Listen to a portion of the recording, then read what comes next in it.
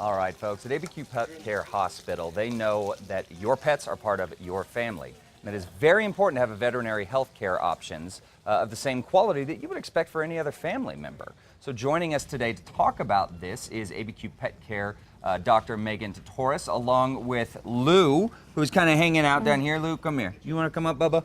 Come here, baby. No, she's a little timid. Lou's a little timid. But Lou is down there. She's joining us. She's waiting for the food from the storehouse. We'll get a little shot from her here.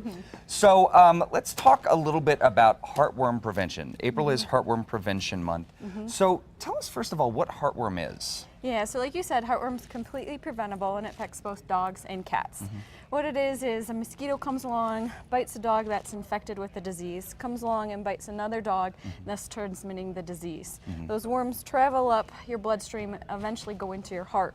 And then obviously that can cause a lot of damage to the heart. Those worms can get pretty big, so up to 6 inches or so. No kidding. Wow, and that can cause a lot of damage and disease in that heart. Yeah. Well, so what are some of the symptoms that we need to be on the lookout for if our dog has this problem? A lot of people don't notice the symptoms until they've got a pretty heavy worm burden. So some of the things to look for: if your dog or cat is coughing, it's not playing like it usually does, so it's more tired than usual, not acting like itself. Those are things to come in and make sure everything's safe. Okay. And how is it diagnosed? How do you determine that it is heartworm disease? So at ABQ PetCare, all we need to do is draw just 3 drops of blood, and then we put it on a little snap test, and then we add some diluent, and then we'll get the positive or negative result within minutes. So it's really easy and really fast to do, and you get the results, really quickly. Okay. Now, of course, you can do the prevention if the animal does, however, get it. How do you treat heartworm disease? Yeah. So heartworm disease is, sometimes it can be really expensive to treat. Right. So,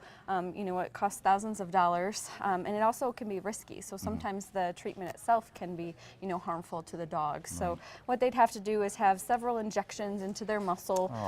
They'd have to be on strict cage rest, so no running, no jumping, no playing for months at a time while we kill off those heartworms. Wow. So really prevention is the best medicine. Yeah. Thank you so much for coming in today. And of course, we will have links and more information on our website at casa.com for the ABQ PetCare Hospital. Just click on the Style tab.